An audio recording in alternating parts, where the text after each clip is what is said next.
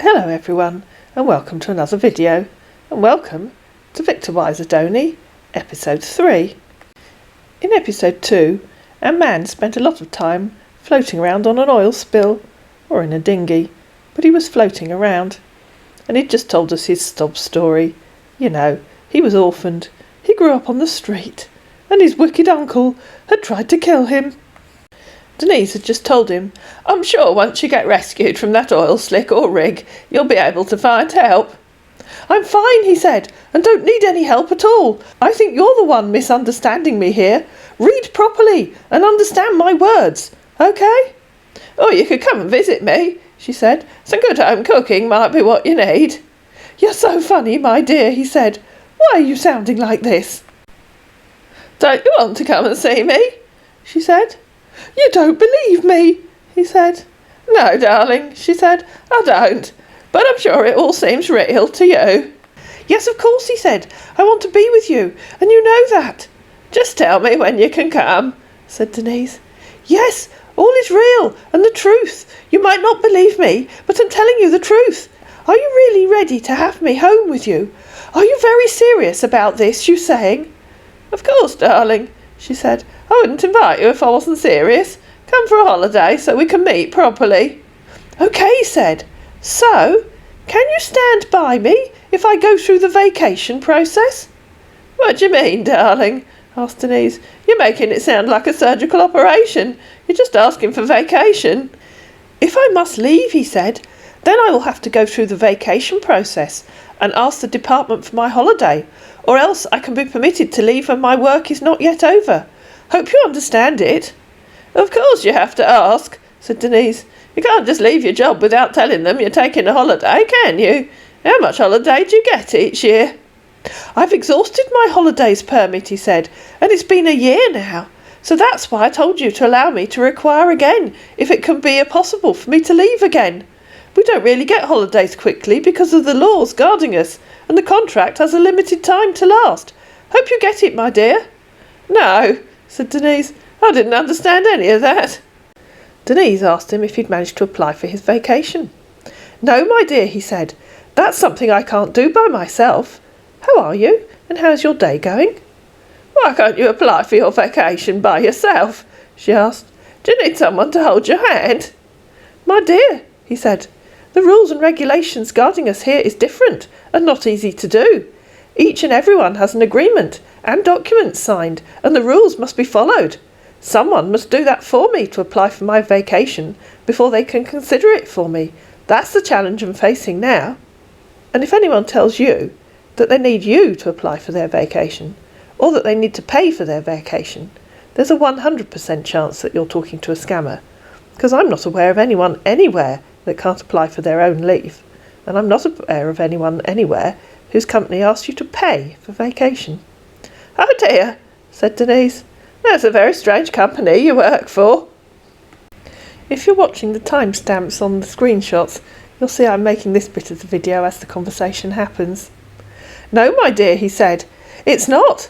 Listen to me and let me explain before judging quickly. In every contract you had to sign and go into, they'll give you rules and strategies to follow, and you'll be the one to choose what is best for you.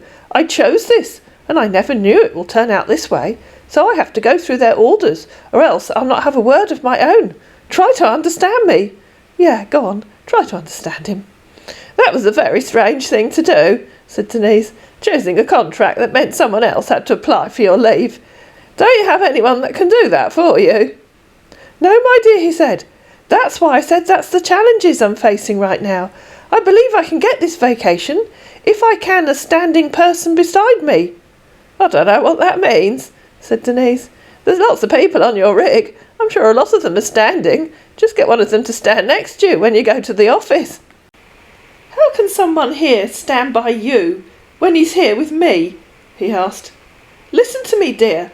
Some workers left on vacation last week, and some are left behind because the people who stand by them are not representing them well." "No, darling," said Denise. "You said, 'I believe I can get this vacation if I can a standing person beside me.' It's you they need to stand next to, not me." Most of them, he continued, their family members and fiancé stand by them by applying for their vacation leave that took them home. So this opportunity is what I don't have. And how is it possible for me to leave? I just hope you understand my explanation clearly. No, darling, said Denise. I don't understand. You're typing rubbish as usual. Do you need a standing person beside you, or not? Perhaps they could just sit beside you. That might make it easier. Yes, he said. I need a standing person beside me, which the person will contact the vacation department for my leave before they can accept it. Hope you understand it better now. Oh, she said, you do need someone standing beside you in the office. I'm sure one of your colleagues will go with you. Why do they have to stand? That sounds mean. Why can't they sit? You're not getting me straight at all, my dear, he said. I think you're just typing rubbish as usual, said Denise. Why don't you tell me what you really need, instead of typing rubbish about needing a standing person beside you? The challenges I'm facing now, he said, is someone who can contact the vacation department for my vacation leave to be approved before I can have access to leave here. And not being able to tell me why they have to stand, not sit, added Denise. That person I don't have now, my dear. Get that right with me, he said. Why didn't you say that before? Said Denise. Instead of typing ridiculous rubbish, I'm tired of your guessing games. Why can't you contact the vacation department yourself? I'm sure you could email them. And now he's going to explain to you why he can't contact the vacation department. I hope you're sitting comfortably, because here we go.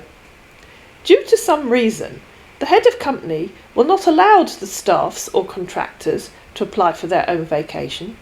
It all started when some of the staff and contractors will go behind their wives, family and fiancé to apply for their own vacation, and will not go home to their families or loved ones, leaving them stranded, and will go perform sorts of things with hose, and some of them get killed.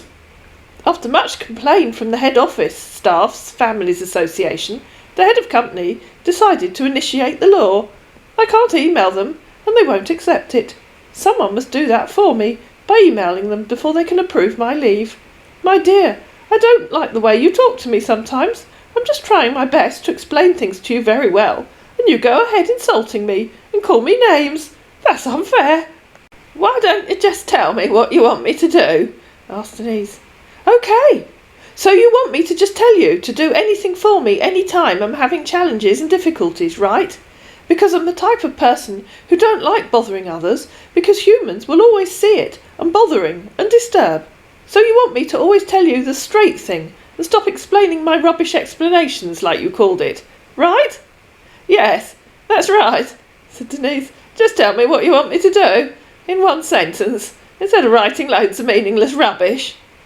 You're full of insults and bad words, he said, telling me, my dear. Please try to limit it, and I'll do as you say from now on. Sorry. So all you need to do is contact the vacation department email address to start the process of my vacation leave to be approved, my dear. At last, said Denise. You want me to contact the vacation department? Why didn't you just say that in the first place? It would have been so much easier. Instead of writing rubbish about needing someone standing beside you, then telling me how can someone here stand by you when he's here with me, which was just ridiculous, wasn't it? I don't need someone from your rig to come and stand with me. I can write an email without someone standing over me watching. Okay, he said. I'm sorry for explaining rubbish to you. I thought you would understand it better. Yeah, right. But it's fine, and sorry once again. So, can you do that for me by emailing the vacation department for my leave, my dear? So, what do you need me to do? Asked Denise. And I'm not going to ask twice, and I don't want paragraphs of rubbish. All you need to do is email the vacation department, he said, and tell them you want me home. That's all, my dear. Okay, said Denise. And you know what to tell them, or you want me to help you with that? He asked. I told you, said Denise. I'm not going to ask you twice. So he came up with this very convincing email address. Royal Dutch Shell plc Vacation Permit Instructor at hotmail.com. And there's a clue right there that you're talking to a scammer. If the person that you're talking to suddenly tells you to email a random email address at Hotmail or Gmail, rather than a company email address, HR department at royaldutchshell.com, for example, then you're probably talking to a scammer. That's the department email address, he said. Really? Asked Denise, pinching the scammer's usual line. Royal Dutch Shell don't have a proper email address. Oh my God, he said. That's the email address, my dear. What's wrong? I've emailed them, said Denise. I don't like the way you go around towards me, he said. What's all this insults all about from you? I don't know what that means, darling, said Denise. I can't even see you. I certainly can't go around you. Stop your attitude towards me, please, he said. It's getting me worried. What was your explanation and reasons you have them on your email to them? Tell me. My dear, tell me your reasons and explanation you gave them. I told them you'd like to come and visit me in Guildford, said Denise. Send me your email address. Let me forward you proper message to send them, he said. No, said Denise. I told you I was only going to ask once, and you have my email address. I'm sure they'll answer. If you get turned down, then it's your own fault. You have to do this properly, he said, or else they won't respond to you. What's your problem? Do what I said, and stop doing your own. I guess you can't come then, said Denise. I told you to tell me what I needed to do, and that I would only ask once. It's too late to tell me now. They will either reply, or they won't. That's not a proper to send email, he said. You didn't send any email. I did, said Denise. How do you know what I did or didn't send? Of course that gave him a challenge, because he knows perfectly well what she sent, because he's checked the email. Do it again, he said, and send the email properly. Email can't be sent in a second. How did you do your own? Tell me. Oh dear, said Denise. You're even more stupid than I thought. A, I told you very clearly that I would only ask once what I needed to do. And B, emails can be sent in seconds. That's how email works. For the avoidance of all possible doubt, this is what I sent. And she sent him this screenshot of the email that she'd sent, saying Mr. Alan Patrick, a.k.a. a fresh Victorwise Adoni, would like leave to come and visit me in Guildford, please. And she signed it, Denise. Stop all this you're doing, my dear, he said. If you're not ready to do this for me, then tell me, so I hold my peace. Believe me, mate, we all wish you would. I told you, I hate bothering people or making people see me as a disturb to them. Please. Apologise for telling me I didn't send it, said Denise, or I'll email again and tell them I've changed my mind. I'm sorry, my dear, he said. Please calm down and let's do this properly. I don't like the way you're going with this. The email has gone, said Denise. You'll have to wait for their reply. And then, I'm afraid, on Denise's half, I got extremely facetious, because I was eating my lunch by this time, and, well, I just couldn't resist. The email has gone, she said. You'll have to wait for their reply. I could not have been clearer. I told you very, very, very, very, very clearly that I would not ask you twice, and very, very, very, very, very, very clearly asked you what you wanted me to do. If you failed, then that's your problem, not mine. Grow up and learn to take responsibility for your own actions. We will wait for their reply. After a bit more silliness, Denise, or to be exact, I, decided to pull a fast one on our scammer. Denise sent exactly the same email to her friend Annie, who sent this reply. Dear Mrs. Denise, said Annie, I'm sorry to inform you that Mr. Patrick has used his holiday allowance for the past year and cannot claim further leave until April 2022. I hope this doesn't cause you too much inconvenience. Signed, Boris Johnson, for Royal Dutch Shell. Denise screenshotted this, removed the bit where it said Annie Smith, and sent it to our scammer. Our scammer disappeared.